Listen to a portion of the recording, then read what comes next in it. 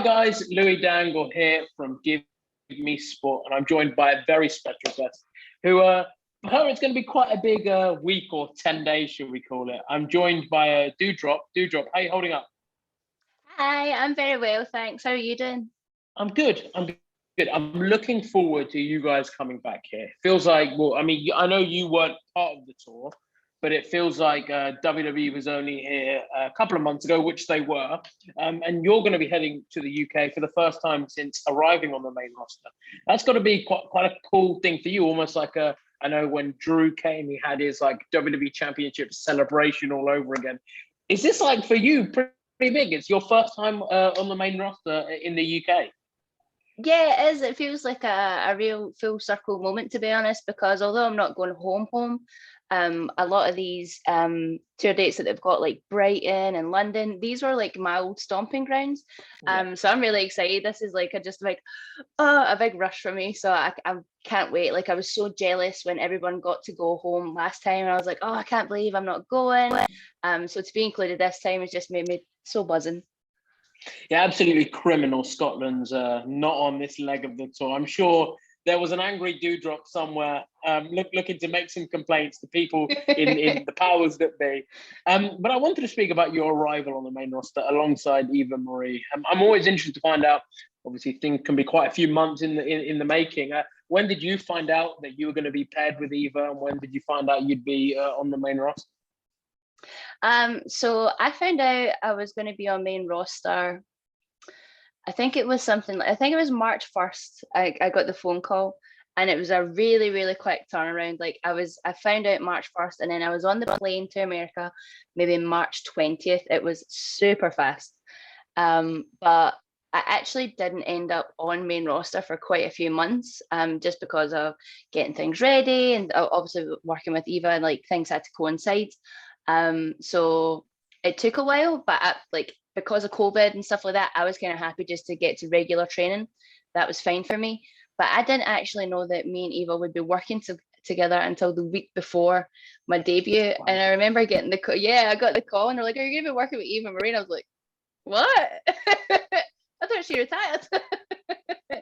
So before I get a bit of a shock. I was gonna say, before I get to the next question, I think I saw either a dog or a cat, and I need to find out what are we talking dog? This is Herschel. Oh, we just adopted him and his brother 3 days ago, and they're settling in very well. We do have a lovely cute. big American bulldog called Matilda, but I think she's still sleeping. I've seen her on your Twitter. She's a regular. So if anyone's a dog fan, head over to Doudrop's Twitter. But you mentioned there the Eva Marie thing, kind of not finding out very late in the day. So was there any other plans discussed that you thought you'd be doing kind of on the main roster before you found out with Eva? Or was it kind of just like a very much, we'll tell you when we've got kind of more information about what it's going to be? It was extremely secretive. Like for months, I had no idea. I was left purely to guess and speculate. They really like to keep all their cards close to their chest, and I understand why, because sometimes things don't work out, and they don't want you to get excited, and then things change. But yeah, everything was very, like, at one point I was like, "Do you guys know I'm here?" Yeah. Like I was just okay. I'll wait over here, I guess. But it was just nice to get ready, so it was fine. And you introduced us Doudrop, which I know got a mixed reaction online, let's call it, and kind of many people, myself included, kind of expected you to maybe revert back to Piper Niven once your partnership with Eva Marie ended. Maybe felt like she was calling you that, and that wasn't your name, and you were kind of like unleash one moment and go, no, my name is Piper Niven. However, your name has stuck since your sort of partnership with Eva Marie has concluded. What was your understanding of the name? What did you think it was going to be, kind of like a one-time thing where it was like it would be for this bit and then you'd kind of go to Piper Niven? Or the cat is enjoying this. There's two of them now. Or did you think you'd get a new name, and kind of what was your reaction when you're told, "Hey, look, we're going to call you Doudrop"? So my belief was that it was a temporary thing. And I was like, okay, right, okay, cool. I can get behind this. But like at first when they said, oh, do you know what your new name's gonna be? I was like, what new name? And they're like, oh, okay. And like loads of people didn't want to tell me. And I can't remember who it was that it finally ended up telling me, but like your name's gonna be Doudrop. And I was kind of like, okay, sure. But honestly, like I get it now because like I'm not playing Piper anymore, and like don't get me wrong, obviously there's still like parts of my personality from her that bleed into Doudrop and stuff, but like I kind of like it because it was like taking a negative and turning it into a positive, and I feel like that's very on brand for me, like people in the past of my career have always like kind of maybe made jokes of my size or said, oh, you can't do this, you can't do that, but really here I am succeeding because of those negatives. So I kind of like that I've turned it around and made it a cute little thing. It's kind of one of those things that kind of like you, I guess at the time, we're all like, oh, how's that going to work? But we've all kind of grown to love it. Right. And I think it's just because, so it's new and like sometimes like change is scary for a lot of people. But honestly, see, when I see like a whole load of kids out there, like it's not like change to them, like I'm just this person and they're just doing my little dance and like they love, like I see them jump up when the music comes on and I'm like, oh, this is who that's for. That's who that's for. Exactly. So you kind of did the unusual route of going NXT UK straight to the main roster. A lot of people do NXT UK, NXT main roster. Was there any part of you that, I guess for NXT, it's a massive learning experience for people. You get to be on sort of the USA Network, the home of Raw as well. You get to work every day at the PC, and it's kind of a big learning experience, kind of bridge that gap. How did you feel? Like, does any part of you wish almost you did get a little bit of a run in NXT in the US to kind of gain that experience? Or did you feel kind of, as a UK fan, I know your extensive experience on the UK scene, did you kind of feel ready to go to the main roster already? It's a bit of a yes and no, because yes, I really would have liked that experience and I would have liked the matches that I would have had there and the people I would have gotten to work with. But at the same time, I don't think there's anything that can prepare you for main roster. Like they're just so night and day. Like even I would say NXT UK and NXT are very similar in the way they work and how things go and like, what's expected of you. And main roster is just entirely different. So I'm not even sure if I did get to have that experience that I would have been more prepared, because it's very think on your feet, sink or swim. So I honestly don't know if it would have made that much of a difference. But in saying that, I don't think it's a very ABC option. I think, you never know what might happen. Like WWE always likes to keep people on their toes and surprise people. So I'm sure I'll end up there at some point. Let's hope so. You mentioned the craziness of the main roster. What's maybe like a crazy story of something where you've just like sort of almost maybe had to pinch yourself and gone, I can't believe this is happening, or just like a crazy story that fans might find quite interesting about Doudrop on the main roster? Really every day that I'm there, to be honest, I'm still like, this is absolutely wild. One particularly crazy story, I think, was SummerSlam, because me and Eva, like we just didn't even think that Eva would be wrestling at all. Nobody had any idea. And we just assumed, oh yeah, okay, like you're gonna come in and do the match for me. Okay, that's cool. And then we got there on the day and it's like, no, Eva's wrestling. We're like, what? And I was like, I've never been a manager before in my life. I don't know what I'm doing. And I'm just gonna stand at the side like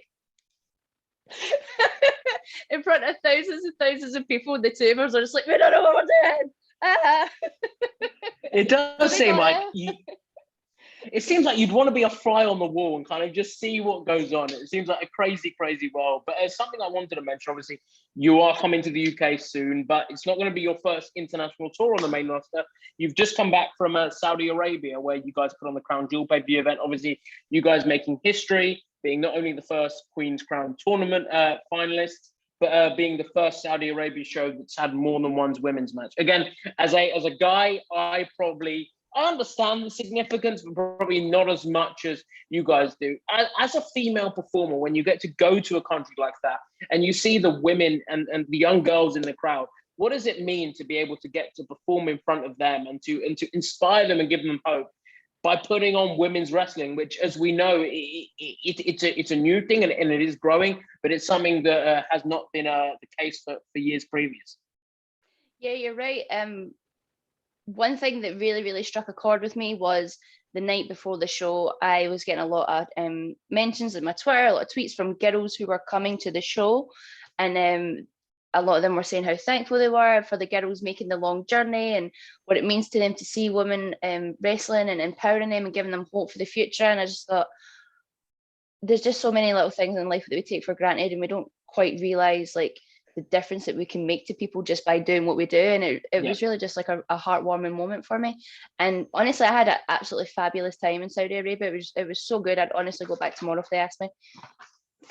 Nice weather as well, warm weather. Oh, that's the only thing that I struggled with a bit. Like I'm still not used to Florida heat. Saudi Arabia heat is another level. Honestly, I was just like, I'm tired. It was so hot. So you were obviously part of the Queen's Crown tournament, which was it was great to see the men and women kind of on that equal footing. But what I guess one of the criticisms I had was the Queen's Crown matches. They didn't tend to be too long. They tend to be quite short matches. I kind of wanted to get your opinion on that criticism or sort of that observation and how you felt about how the tournament went. I think the tournament in general went really, really well, considering it's the first time that it's happened. I thought it went really spectacularly with the timings and stuff. I was not thankful that it wasn't particularly long, but I was wrestling in 90-degree heat and I can only do that for a very limited amount of time. So there was a part of me that was like, okay, this is fine. I can manage this.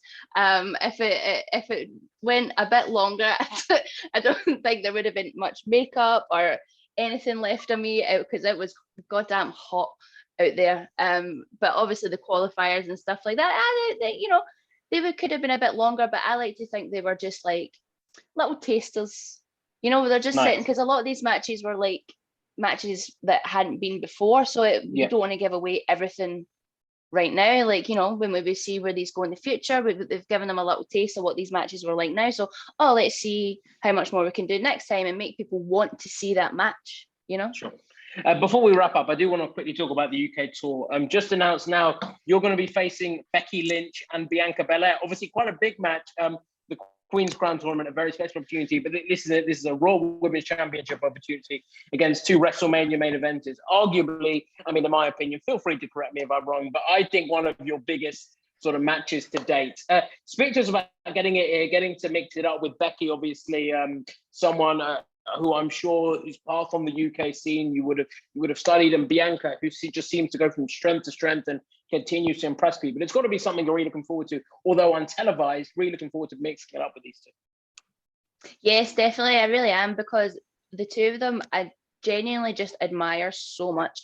I admire their work ethic and everything that they've done for women's wrestling. Like, Bianca is always working. She's always doing something. She's all like in the ring, in the gym, or gear. When she did all her Black History research and stuff, I just thought, oh, you're such an inspiration. She's just constantly striving to be better. And Becky, I remember I saw her come back from her match in Saudi Arabia, and like, what a hell of a match it was. The three of them absolutely beat lumps out of each other. And as soon as she came back, she just picked up her little girl and carried on being a mum. And I just thought, wow, like, what a woman. I couldn't believe it. So I can't wait to get in the ring with them. I just hope I can keep up. I'm sure you will. And who knows what can happen at WWE Live, and anything can happen. We could see a new Raw Women's Champion. But Doudrop, it's been an absolute pleasure to talk to you today. Really enjoying seeing the work that you're doing on the main roster, and looking forward to seeing you in the flesh wrestling at the WWE Live events here in the UK. For more details on those live events, stay tuned to GiveMeSport. And Doudrop, again, can catch you every week on Monday Night Raw over here in the UK on BT Sport, and in the US on the USA Network. Before I let you go, is there anything you'd like to plug, anything you'd like to draw people's attentions to? I've just been attacked by a cat. Tune in, watch the show, come along to see us live if you can, and thank you everybody for your support, and I love you so much. Mwah. Awesome. Doudrop, thank you very much for your time today. Thank you.